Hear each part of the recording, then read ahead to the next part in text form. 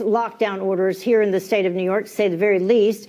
And then on the other hand, head on down to Florida, where Florida Governor Ron DeSantis has opened beaches. He allows indoor dining, and masks are not mandatory in no-risk situations. Florida's population is greater than New York's, yet they have reported less COVID cases and less deaths. Columnist for the New York Post, Carol Markowitz, wrote a column on this very topic, and it was called Florida Puts New York to Shame in Rational Pandemic Policies, and she joins us now to discuss. Thank you so much for stopping by and joining us today. Carol, you actually headed down to Florida for a period of time. Then you came back to New York, and you said the difference is drastic.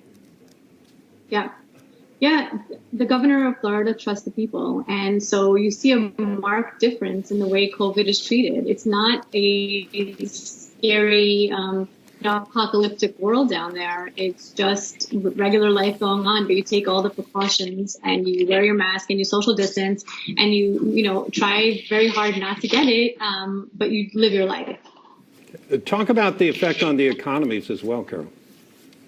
Well, I see help wanted signs all the time in Florida where I don't work, and that's a major difference.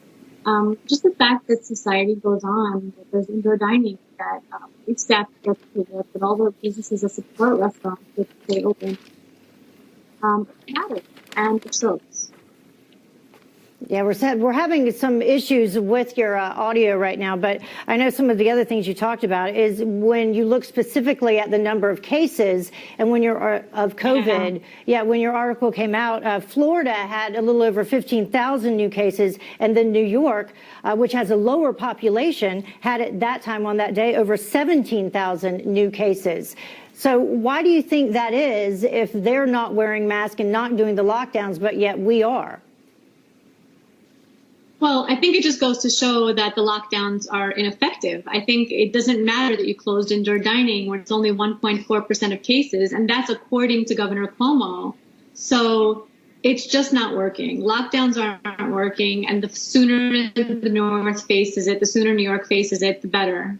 And do you think the people of Florida and the people of New York have different attitudes about it? And do you think it's connected to what their governors decided and whether that's politically oriented? In other words, we've got a blue state, we've got a red state.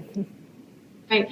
It absolutely has some of that. I think the media adoration for Governor Cuomo has also given him a real honeymoon period where he gets very little pushback from the media. In fact, I mean, he was famously interviewed by his brother over and over again during the height of the pandemic. I mean, my brother would give me good interviews too. And so you have a difference where the people just don't really get to see what the actual is. They don't get to see him under pressure. They don't get to see him answering real questions.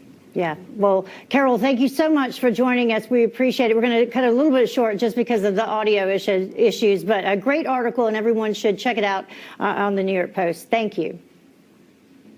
Yeah, it really is crazy, the difference when you leave one of those states and you come back to this state. Oh, I know. We lived in Tennessee, and Tennessee is generally open. Schools are generally open. Every now and then they have to close up a little bit, but then they reopen. And now we've moved to Virginia. Everything's shut down. And it's completely different environment.